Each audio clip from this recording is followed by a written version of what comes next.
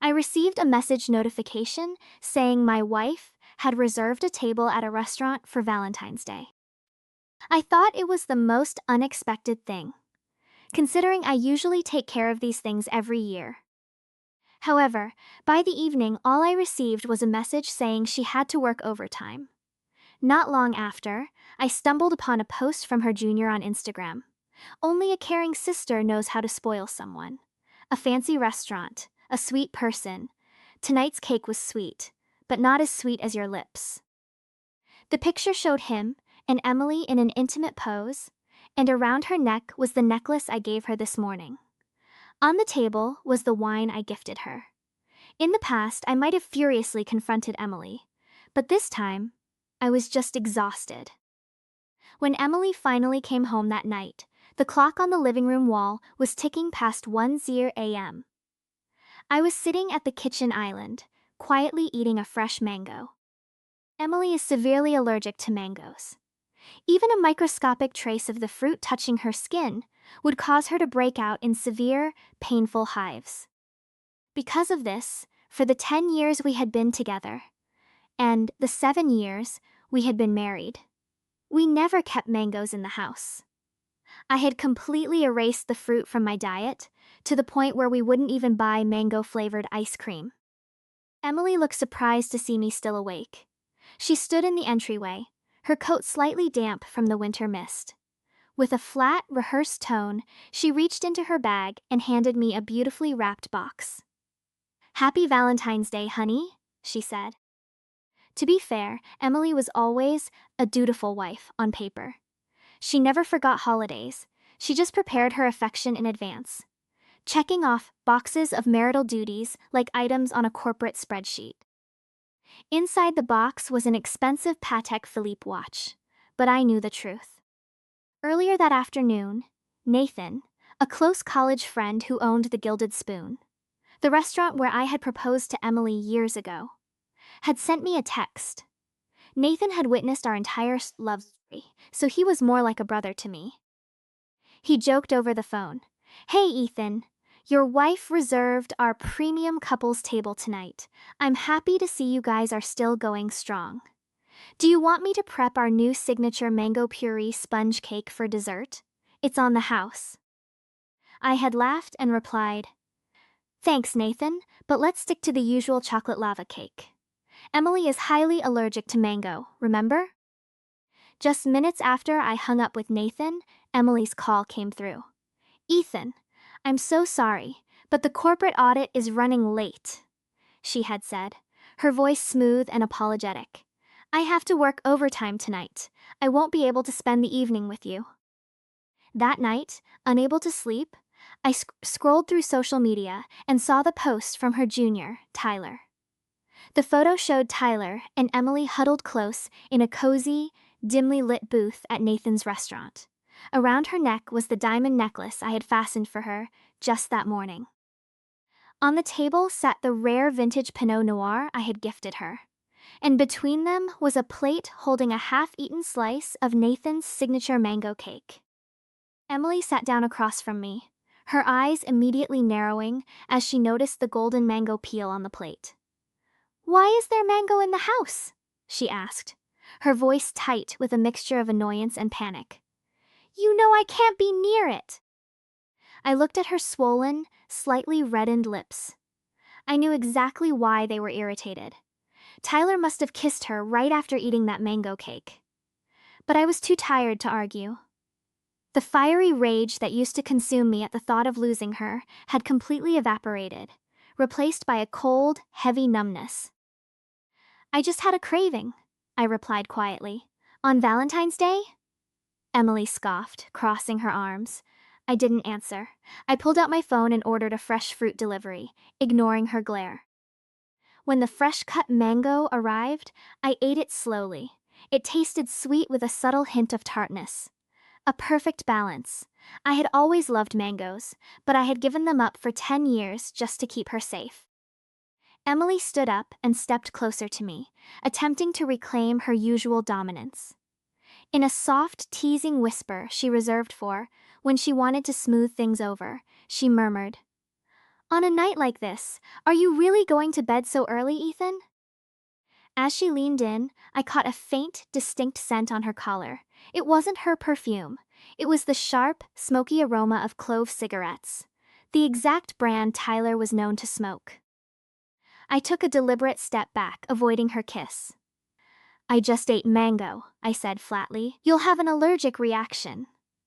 I walked into the guest bedroom, closing the door behind me with a firm click. Lying in the dark, my phone vibrated. It was Victoria, my supervisor at the advertising agency. Ethan, Victoria's voice was sharp and direct. Have you finally decided to take the international director position? If you back out on me again because of Emily, I swear I'll fire you myself. I am not joking. I chuckled softly. I won't back out this time, Victoria. If I do, you can have my head. The position offered a massive salary increase and incredible career prospects, but it required near constant international travel. 3 years ago, when Victoria first offered it to me, I had refused without hesitation. I wanted to be home every night for Emily. Emily and I had grown up together in Portland, Oregon. We had known each other for over a decade. I knew she was a deeply traditional woman who valued structure, routine, and clear boundaries. It had taken me 6 months of patient devotion just to hold her hand for the first time. In high school, my friends thought she was incredibly boring and couldn't understand why I was so hopelessly in love with her. I always smiled and told them, because she saved my life. Literally. Back in middle school, a sudden earthquake had struck our town. Our classroom began to collapse, and in the panic, I tripped over a desk leg and injured my ankle. As everyone scrambled for the exits, Emily had pushed her way back into the trembling building, fighting the crowd to drag me out. Later, in the hospital, I had asked her, "Why did you come back? If the roof had fallen, you would have died." Emily had looked at me with tear-filled eyes and whispered, "I wasn't thinking about that. I just thought that if you couldn't make it out, I'd rather die with you." The next morning, I woke up early to pack a small suitcase and head to the office to finalize my transfer paperwork. Emily was sitting on the living room sofa, her lips still visibly swollen and irritated from her mild allergic flare-up. As I walked toward the front door, she grabbed my wrist. Her face hardened into an expression of defiant anger. "Why are you acting like this, Ethan? Is this because I had to work last night? I told you. The company is preparing for an IPO. Do you have any idea how hard I've worked to climb into upper management? I had to set an example. You've always said you'd support my career. Why are you behaving like this now?" I looked at her, feeling a profound sense of pity. For years, I had tolerated her coldness and her late nights. Once, I had been hospitalized with severe pneumonia for 3 days, and she hadn't even realized because she forgot to check her personal phone. I had always excused her behavior, convincing myself she was just naturally reserved and focused. But the illusion had shattered weeks ago. I remembered picking her up from work one evening.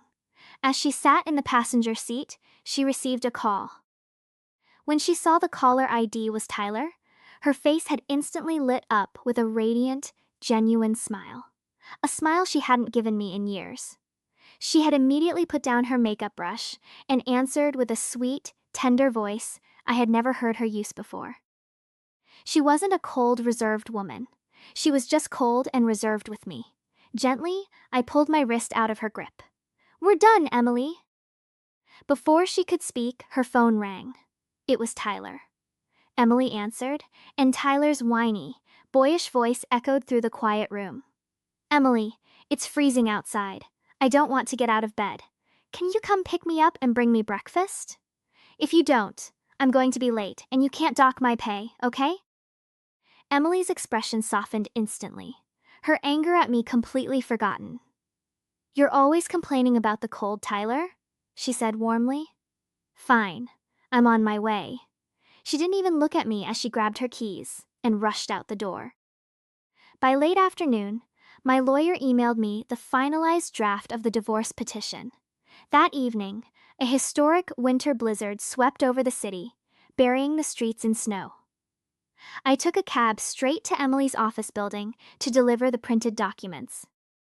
When I arrived, the storm had knocked out the building's power grid, plunging the skyscraper into darkness. I used my phone's flashlight to navigate the empty hallways. Suddenly, my phone buzzed. It was a text from a mutual colleague containing a link to a private social media video. "Ethan? I am so sorry. You need to see this." I clicked the link. It was a video posted on Tyler's private account. The video was from a heavy metal concert, specifically the highly publicized farewell show of my favorite rock band. Months ago, I had begged Emily to go with me, but she had refused, claiming she despised loud music and crowded venues. But in the video, strobe lights flashed over Emily and Tyler's ecstatic faces. They were standing in the very front row, holding hands, before turning to share a passionate, lingering kiss. The caption read, "The girl I love, enjoying the band she loves. Best birthday ever." My phone slipped from my hand, clattering onto the cold floor. The final piece of my heart crumbled into ash. Just then, from Emily's corner office, I heard the sound of quiet sobbing. I pushed the door open. Through the window, illuminated by the city's snow-mute lights, I saw Emily wrapped in Tyler's arms. "I'm sorry, Tyler," Emily was whimpering. "We can't do this. Ethan is going to find out." Tyler gently stroked her face. "I don't care, Emily. I just want you. What did I do wrong?" Suddenly, the backup generators kicked in, and the office lights flooded the room. Emily and Tyler jumped apart, gasping as they found me standing in the doorway. Tyler quickly stepped in front of Emily, trying to act brave. "Ethan, it's not what it looks like." I'm the one who pushed her. It's not Emily's fault. Before Tyler could finish, I stepped forward and unleashed a furious punch straight into his jaw. The impact sent him crashing against a filing cabinet. Emily screamed, rushing to shield him. "Ethan, stop! Please!" But my blood was boiling. I grabbed Tyler by the collar, pulled him up, and delivered a brutal right hook directly into his stomach. He collapsed to the floor, gasping for air. Emily grabbed my arm, crying hysterically. "Ethan, please, don't do this!" I turned and delivered a sharp, stinging backhand across Emily's cheek. The room fell dead silent. Emily clutched her burning cheek, staring at me with eyes wide with shock and terror. In our 10 years together, I had never raised my voice, let alone my hand. I slowly slid my platinum wedding band off my finger and tossed it onto her desk like a piece of common trash. I reached into my coat pocket, pulled out the printed divorce papers, and threw them onto her lap. "Sign them, Emily," I said, my voice ice cold. "We're over." I turned and walked away. Emily, completely disregarding her dignity, scrambled to her feet and chased me down the stairs. "Ethan, please, listen to me," she begged, her tears smudging her makeup. "It was a mistake." "He's just a kid. He didn't know any better. I was only." "He's a kid," I sneered, stopping on the stairwell. "So you decided to play teacher and show him how to kiss?" "No. I swear, I can't live without you, Ethan. We've been together for 10 years. Before she could say more, Tyler's frantic coworker ran down the corridor. "Emily, come quick. Tyler has gone up to the rooftop. He's threatening to jump." Emily's face turned pale. She looked at me, then at the coworker, her hands trembling. Instinctively, she let go of my sleeve and turned back toward the stairs. I let out a bitter, hollow laugh. I walked out of the building into the freezing blizzard, flagged down a passing cab, and sank into the back seat, my chest throbbing with a sharp, physical ache. The next day, I began packing my entire life into suitcases. My phone rang incessantly. It was my mother, followed by Emily's father. "Ethan, what's going on?" My mother cried. "Emily called us, sobbing. She said you're divorcing her over a misunderstanding. Son, marriage is about forgiveness. You two have been together since childhood." I realized Emily had already played the victim card, mobilizing both families to pressure me into staying. but my mind was made up. "Mom," I said quietly, "just promise me one thing. If you want me to be happy, don't ask me to stay with her." My mother was silenced by the raw exhaustion in my voice. "We just want you to be happy, son," she whispered. As I was sealing my final suitcase, the front door opened. Emily entered, looking devastated. Her eyes were red and swollen from crying. "Ethan," she whispered, her voice breaking. "Please. We promised to grow old together. We're supposed to go back to Portland for the holidays next week. You can't just throw away 10 years of our lives." She fell to her knees, wrapping her arms tightly around my leg, her hot tears soaking through my jeans. "I'm begging you. Scold me, hit me, do whatever you want. Just don't leave me." I looked down at her. My gaze wandered to an old, framed college graduation photo on the desk that had fallen out of a box. I looked closely at the background of the photo. Under the shade of a large oak tree in the campus courtyard, a young Tyler was standing, his eyes fixed intently on Emily. And Emily, who was supposedly smiling at the camera next to me, was actually looking slightly off-center. Her gaze locked onto Tyler. I smiled bitterly. The betrayal hadn't started yesterday. It had been brewing for years, right under my nose. "All right," I said softly. Emily looked up, her eyes sparking with sudden, desperate hope. "Really? You'll stay?" "On one condition," I said. "Remember the trip to the tropical islands we planned back in high school? We never got to go. I want us to take a 5-day vacation there. Just the two of us. Let's rebuild everything there." Emily nodded frantically, wiping her tears. "Yes, anything! I'll book the flights. I'll handle everything." Emily threw herself into the trip preparations with an energy I hadn't seen in a decade. She booked a luxurious resort, planned daily itineraries, and coordinated her work schedule. I realized why she was drawn to Tyler. Emily had lived her entire life under the strict, suffocating expectations of her conservative family. Her career, her marriage, her path, everything was safe, predictable, and incredibly dull. Tyler was her rebellion. He was the wild, exciting spark she had secretly craved. He took her to underground metal shows, convinced her to climb snowy mountains at midnight, and kissed her under the rain. And yet, when forced to choose between her exciting fantasy and the security of her 10-year marriage, Emily's deeply ingrained survival instinct kicked in. She chose the safety of our marriage. Meanwhile, Tyler was losing his mind. He posted a picture on Instagram with a defiant caption. "You can hold her hand, but her heart belongs to me. She loves me." I replied to the post directly. "We are leaving for the islands tomorrow. The past is dead. This is our new beginning." An hour later, Tyler sent me a direct message, demanding to meet at a local coffee shop. I met Tyler at a quiet corner cafe. He looked pathetic, his eyes bloodshot, his fists clenched. "How can you forgive her?" Tyler spat. "You're really going to pretend nothing happened? You're really going to stay with her?" I smiled, but my eyes remained completely lifeless.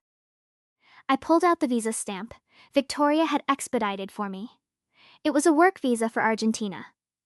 "Emily begged me to give her another chance," I said calmly, sliding the visa across the table. "I told her that if she truly wanted to save our marriage, she had to drop everything, leave her job, and move with me to the other side of the world. And guess what? She agreed instantly." Tyler's face turned pale. "No, that's impossible. She told me she loved me. She said I was her only escape." "She loves her comfortable life and her reputation far more than she could ever love you," I said coldly. "You were just a toy, Tyler, and now she's discarding you to save herself." Tyler looked as if he had been physically struck, his entire body trembling with rage and heartbreak. The next day, Emily and I arrived at the airport. As we stood near the departure gate, Emily's phone rang. It was Tyler's sister, crying hysterically. "Emily, Tyler was in a horrible car accident. He's in the ICU. He's calling your name. Please, you have to come." Emily froze, her face completely drained of color. She looked at me, her voice trembling. Ethan, Tyler was in an accident. It's really serious. Can we postpone the flight? Just for a few days? I looked at her calmly. I know about the concert, Emily. Emily's breath caught in her throat. I was there that night, I continued, my voice soft but deadly. I saw my wife in the front row, kissing another man on his birthday. I even sent you a text, asking if you had eaten. You never replied. Emily fell back against the terminal seating, her hands covering her mouth as she began to sob. Ethan, I'm sorry. I was going to tell you. Go to him, I said, waving my hand dismissively. He's in the hospital. You're his manager, after all. It would look bad if you didn't go. No, Ethan, please. Go, I repeated, my voice flat. Emily looked at me, realizing the absolute finality in my eyes. She turned and ran out of the airport, desperate to save whatever she had left. I watched her retreating figure. I pulled my boarding pass for the flight to the islands out of my pocket, tore it into tiny pieces, and dropped them into the trash can. Then, I pulled out my boarding pass for the flight to Buenos Aires, Argentina. Emily woke up the next morning in Tyler's hospital room. Tyler was lying in bed, his forehead bandaged. She soon discovered from the attending nurse that Tyler's life-threatening car accident was nothing more than a minor fender bender with a few superficial scrapes. Tyler had faked the severity of the crash to force Emily to choose him over the flight. An overwhelming sense of dread settled deep in Emily's stomach. She suddenly remembered my calm, serene smile when I told her to go. It wasn't the smile of a forgiving husband. It was the final, devastating wave of a man who had completely checked out. She frantically searched for her phone, but the battery was dead. She plugged it in, her hands shaking violently. As soon as the screen lit up, a call from her mother came through. Her mother was screaming, her voice raw with anger and shame. Emily, what have you done? How could you humiliate our family like this? Emily soon learned the horrifying truth. Before I boarded my flight to Argentina, I had sent a massive 320 megabytes slide deck to every single one of our family members, friends, colleagues, and corporate board members. The presentation contained meticulous, undeniable evidence of Emily's affair with Tyler. Hotel receipts, screenshots of their intimate messages, Instagram photos, and a high-definition video of them kissing at the rock concert. The very last slide was a photoshopped image of Emily and Tyler's faces, pasted onto a cheap wedding advertisement, with a handwritten note from me, wishing these two cheaters a lifetime of misery and childless, everlasting regret. Emily's reputation, her career, her carefully built social status, everything she had sacrificed her marriage for, was utterly demolished in a single afternoon.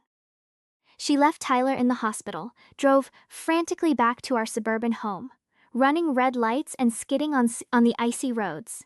She burst through the front door, shouting my name. But the house was dead quiet. Every single piece of furniture I had bought, every photo of us, even the rugs and the curtains, everything was gone. The house was completely hollow. Emily drove to my office, hoping to find me, but Victoria, my cold-faced boss, had already instructed security to bar her from the building. Your husband took the international director position and left the country yesterday, Victoria told her over the lobby intercom. And frankly, we don't allow homewreckers in our corporate offices. Get out. Emily sat in her car, sobbing uncontrollably. She tried to text me, but every message she sent was instantly bounced back with a red exclamation mark. You are no longer in this contact's friend list. She searched my social media. I had deleted every single post, every photo, every trace of our 10 years together. I had erased her from my life as if she had never existed. Months passed. I was sitting on a wooden bench overlooking a sun-drenched vineyard in Mendoza, Argentina. The warm summer breeze carried the sweet scent of ripening Malbec grapes. My phone rang. It was an international call from an unknown number. I answered. Ethan? Emily's voice was hoarse, hollow, and utterly broken.